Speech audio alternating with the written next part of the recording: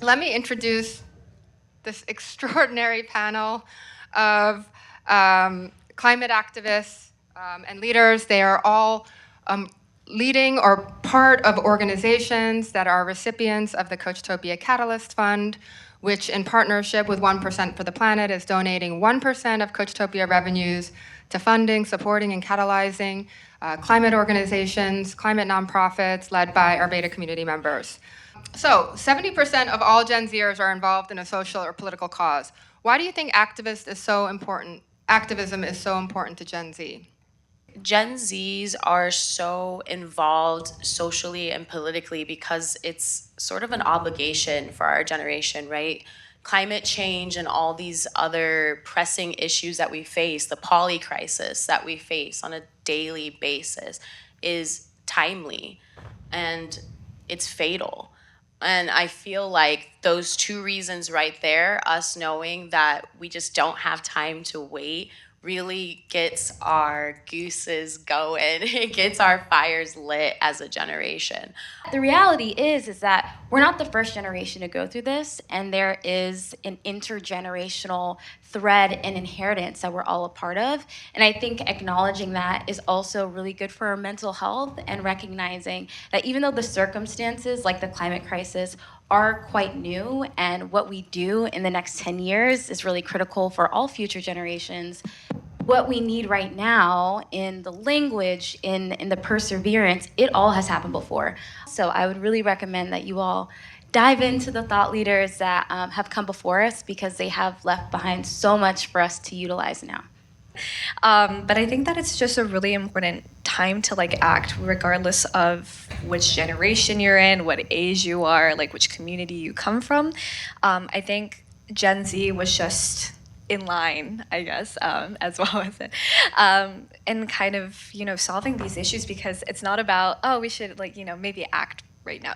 We need to act right now in order to stop these impending crises that come towards us. So I think that we were given this great platform and this great label as young people and as people that are trying to find their place in the world. But I think that especially when I look around at my peers, I really like how our generation has kind of grasped all of the issues and kind of decentralized it.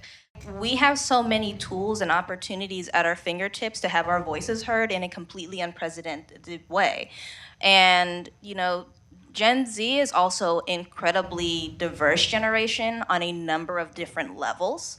And I think that we're seeing the late stage of a lot of systems that have also failed us and failed our parents. And we're just like, there has to be something better. There has to be a way we can use our voice to make an impact. When it comes to being an activist, technically it's a job you don't want to have exist. You want one day these problems will be at least somewhat solved. There will be better systems in place to support and protect, people and communities around the world, that they can just, live healthier and safer and more sustainable lives. But, until that we can get close to that, everyone's voice matters, everyone's perspective and background matters. There are so many unheard and unsung voices within these spaces. Don't be afraid to be the one person to talk about, this is the thing that's happening in my community, or this is something I don't see talked about enough. It doesn't have to be a trending buzzword to be important and to be a necessary piece of the puzzle. And while youth activism isn't new to today, I do think it is leaders like yourselves who are helping to really shift the paradigm today of who gets to make an impact, who has the power to change our future, and who deserves to have a seat at the table. So I really appreciate all the work you're doing in opening up spaces for others and for different voices and for more inclusive voices. So my next question is to Maya and Rena. Many of today's attendees have had their own personal experiences that have shaped their involvement, whether in their college or in their community. So what are some of your own experiences as a young person that drew you towards advocacy? One of them was hearing my peers back in Japan saying that they were stopped when they wanted to do this recycling project for their school by their teachers because they had to focus on academics. And I felt bad for both parties involved. I think that for the student, it was like their passions were being broken, and they're trying to do is like solve this issue within their school community. And as for the teacher, I feel like there are like tons of systems, not just in Japan but worldwide, that kind of stop these teachers from and educators from using like maximum resources to help these students, because there's just not enough time and people to help them. So I feel like that's when I like found Earth Guardians and decided to make a chapter, which you can all do, by the way. My mom, she's actually a survivor of Hurricane Hugo, and she experienced seeing a tree through her childhood and home, going outside around my age, going outside, seeing her neighbor's house, like basically the whole front of it ripped off like it was a dollhouse, and just how just the impact of extreme weather event like that. Imagine what that feels like on a exponential scale now that we're dealing with human-driven climate change, right?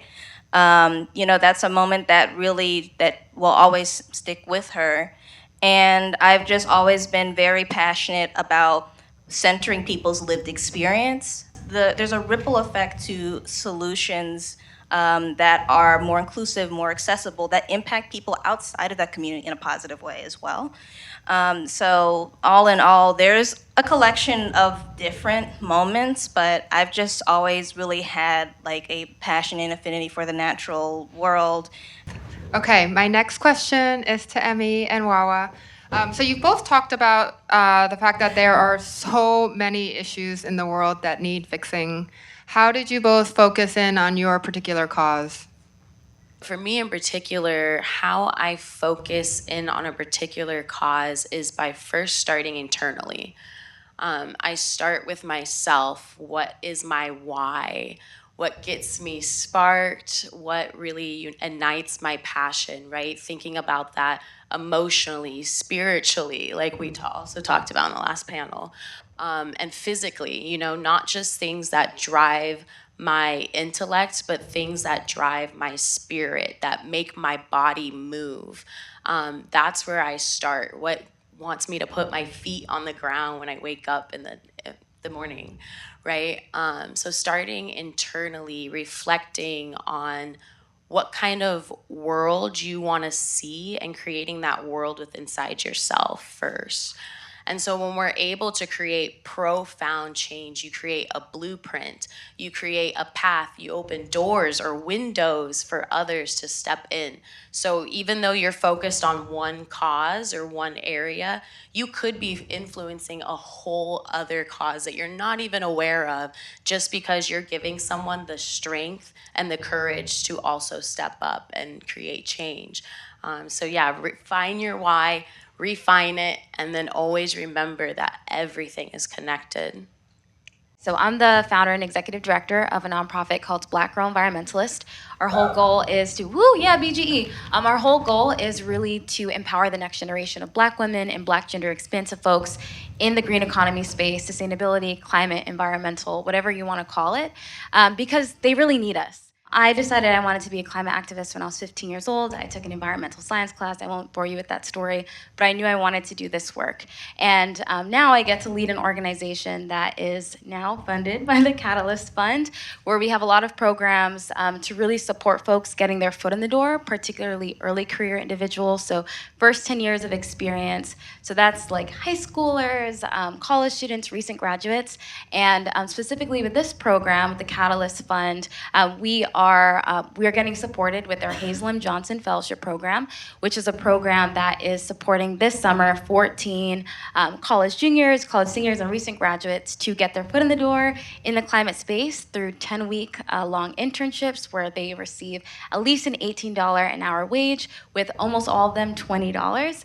They get a mentor, they get professional development, a $5,000 living wage stipend, and an in-person retreat. And actually one of our fellows is going to be interning here, Emma, at Coachtopia, which we're so excited about. And this program would only be possible if we have folks that understand the importance of funding youth-led programs.